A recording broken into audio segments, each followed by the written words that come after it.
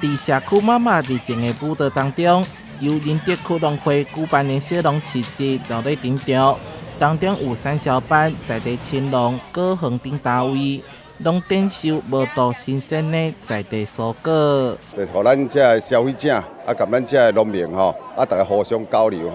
来食到因所在的有机蔬菜互因当食了安心较健康市集的地产地销模式，减少拖卡业的同时，嘛帮助青农以及在地小农掌握家己的通路，增加收入，带动仁德农村生机甲活力。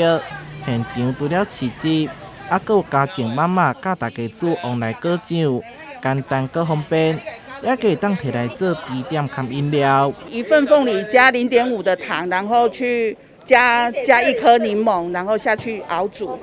到它的水分收干，然后果粒变透明，就可以起锅了。仁德国小的学生嘛伫边仔义卖，而且把所得的3000块全部捐予家扶中心。仁德区农会表示，伫5月底和6月还有2场市集活动